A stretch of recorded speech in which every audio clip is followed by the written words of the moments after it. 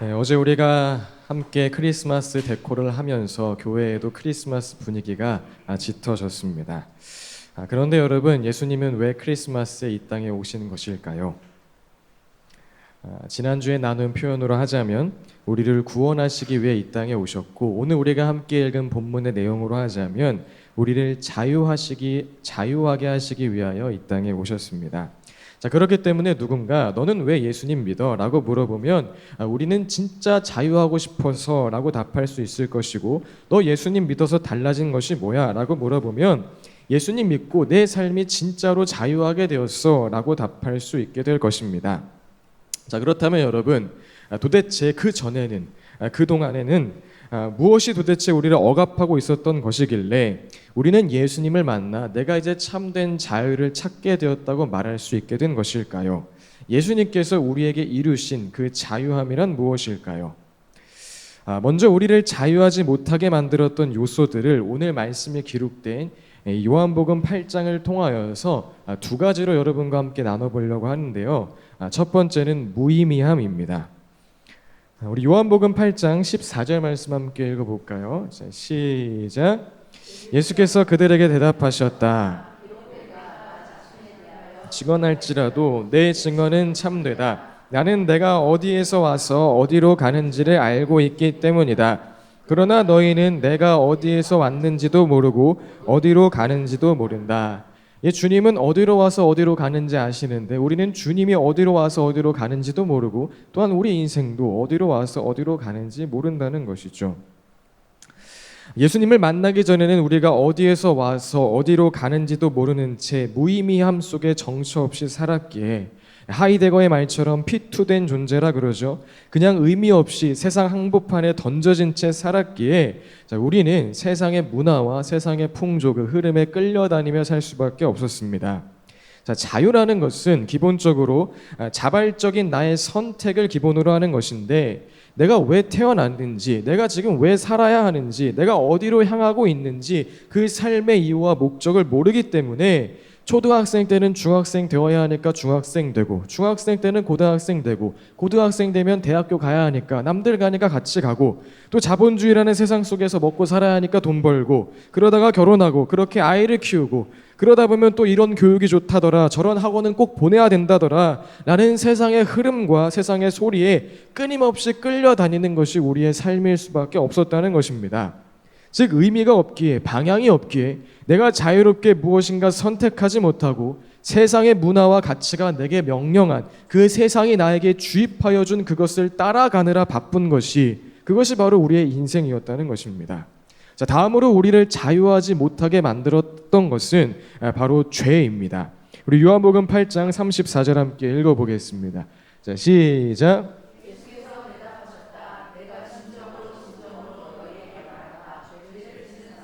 다 죄의 종이다.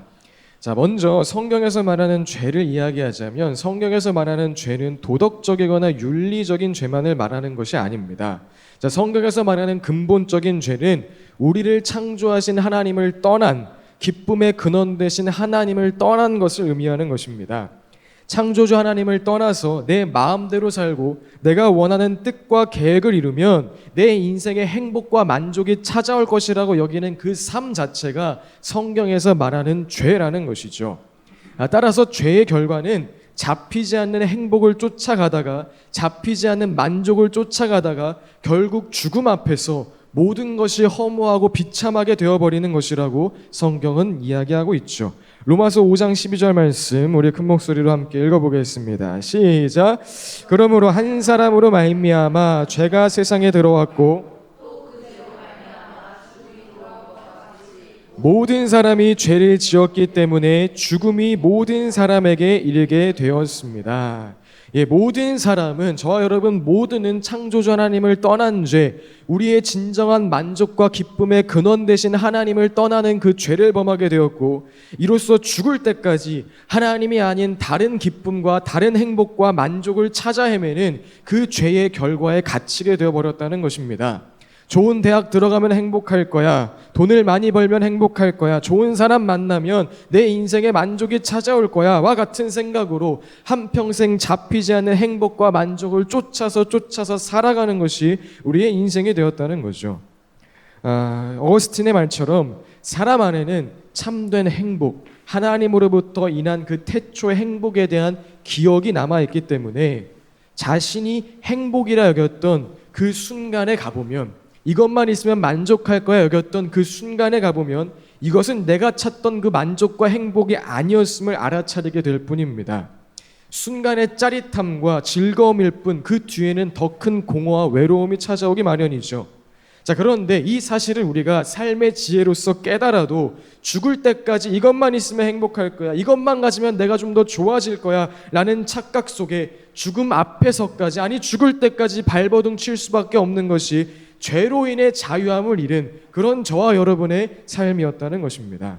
자, 그래서 히브리서 2장은 인생에 대하여서 일생 동안 죽음의 공포 때문에 종노릇하는 사람들이라고 이야기를 하죠. 일생 동안 죽음의 공포 때문에 종노릇하는 사람, 일생 동안 하나님을 떠난 죄로 인해 내 안에 생긴 그 창조주 하나님 크기의 공백을 채우고자 이것을 채우면 살 것 같아, 저것을 채우면 좀 만족할 것 같아, 반대로 이것이 없으면 죽을 것 같아, 저것을 잃으면 죽을 것 같아, 그렇게 무엇인가를 쫓아 종노릇할 수밖에 없는 것이 저와 여러분의 삶이었다는 것입니다. 정리하자면 예수님을 만나기 전 우리에게는 무의미성으로 인한 부자유, 어디로 와서 어디로 내가 가는지를 모르기 때문에 그냥 남들 가는 대로, 세상 사람들 사는 대로 끌려다닐 수밖에 없는, 끌려다니는 줄도 모르고 그렇게 살아가는 부자유가 있었다는 것이고요. 그리고 두 번째, 죄로 인한 부자유, 기쁨의 근원 되신 하나님을 떠남으로 말미암아 한평생 이것만 있으면 저것만 있으면 그렇게 무엇인가를 쫓아서 또 무엇인가에 끌려다니며 살 수밖에 없었던 것이 저와 여러분의 인생이자 삶이었다는 것입니다. 따라서 예수님을 만나서 예수님이 우리에게 찾아오셔서 이루신 자유를 첫 번째 뭐라고 할 수 있을까요? 무의미함에서의 탈출, 그 자유라고 말할 수 있는 것입니다. 아무리 고상한 이유와 목적을 찾아봐도 죽음 앞에 모든 힘을 잃게 되는 우리의 허무한 인생 앞에 예수님은 영원까지 잇대어 있는, 영원까지 이어지는 참된 삶의 이유, 참된 삶의 목적을 허락하셨다는 것입니다. 여러분, 그 이유와 목적이 무엇이죠?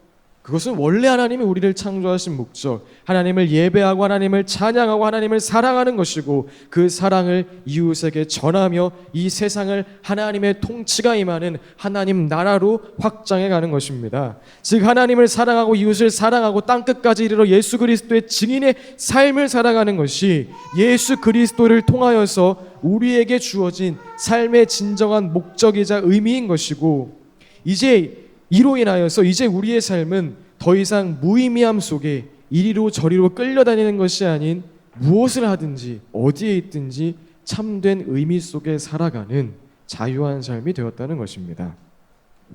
자, 그리고 두 번째, 예수님이 우리에게 찾아오셔서 이루신 자유는 따라서 죄로부터의 자유입니다. 한평생 죄의 종노릇하며 살 수밖에 없던 우리에게 예수님께서 다시 우리의 영원한 만족 되신 하나님과의 관계를 회복할 수 있는 그 길을 열어주심으로 말미암아 이제 더 이상 이 땅을 살아가며 이것만 있으면 저것만 있으면 그렇게 방황하며 살아가지 아니하고 지금 이 순간, 바로 이 순간 하나님과 함께하는 영원한 기쁨과 만족을 누리며 살 수 있게 해주셨다는 것입니다. 자, 오늘 이 자리에 예수님을 믿는다고 말하는 분들에게도, 아직 예수님을 믿지 않는 분들에게도 나 예수님을 만나 삶의 진정한 의미와 목적을 찾았고 영원한 행복과 기쁨을 발견하게 되었습니다. 이제 더 이상 세상의 가치와 문화가 주입하는 그것을 따라 방황하지 아니하며 이것만 있으면 저것만 있으면 이게 없으면 저게 없으면 그렇게 삶을 방황하지 아니하고 예수 그리스도로 인하여 오늘 진정 자유하게 살 수 있게 되었습니다. 이 고백이 저와 여러분의 삶 가운데 넘쳐나길 예수님의 이름으로 축복드립니다. 자, 그렇다면 우리를 자유하게 하신 예수 그리스도의 삶이 어떻게 저와 여러분 가운데 실제될 수 있을까요? 자, 오늘 본문을 통하여 한 가지 원리를 나누자면 여러분, 그것은 다른 것 아닙니다. 말씀에 머물러 계십시오. 우리 오늘 본문 한번 다시 읽어볼까요? 요한복음 8장 31절 32절입니다. 시작.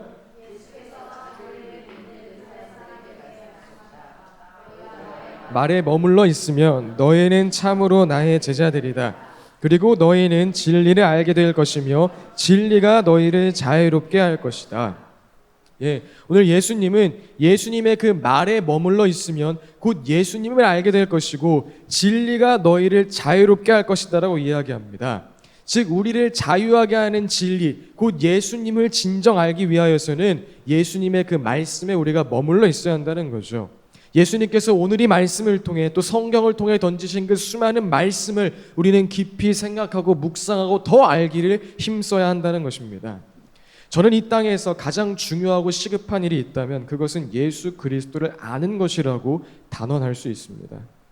예수님이 있다, 예수님은 거짓이다, 개인에게 어떠한 결론이 나든지 지난 2000년간 전 지구를 이끌어온 예수 그리스도라는 그 인물에 대한 탐구는 저와 여러분의 오늘을 정말 풍성하게 만들어줄 것입니다.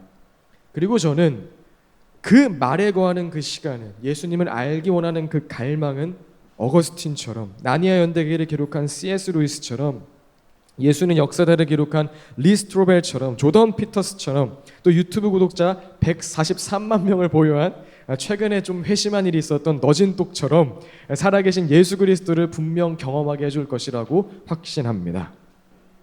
자, 그리고 우리가 그렇게 예수 그리스도의 말에 머물러 있고 탐구하고 더욱 예수님을 구하여 우리가 정말 깨달아야 하는 진리가 있다면, 정말 우리 삶 가운데 실제되어야 하는 말씀이 있다면 그 말씀은 바로 다음과 같습니다. 우리 요한복음 3장 16절 함께 읽어보겠습니다. 시작. 하나님께서 세상을 이처럼 사랑하셔서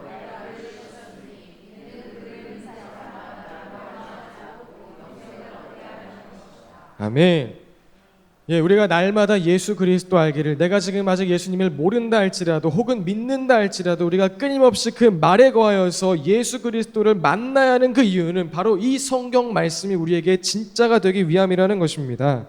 우리 평생에 날마다 새롭게 깨닫고 경험해야 하는 말은 하나님께서 저와 여러분을 너무나 사랑하셔서 우리에게 참 자유를 주시기 위하여서 그 아들 예수 그리스도를 십자가에서 죽이셨다는 것이고, 그 십자가 죽음으로 인하여 우리는 인생에 참된 의미를 찾게 되었고 참된 행복을 얻게 되었다는 바로 그 말입니다. 그러니 사랑하는 여러분, 예수님 알기를 더욱 힘쓰시길 바랍니다. 그 말에 거하시길 더욱 힘쓰시길 바랍니다. 내가 예수님을 믿어지든지 안 믿어지든지 상관없습니다.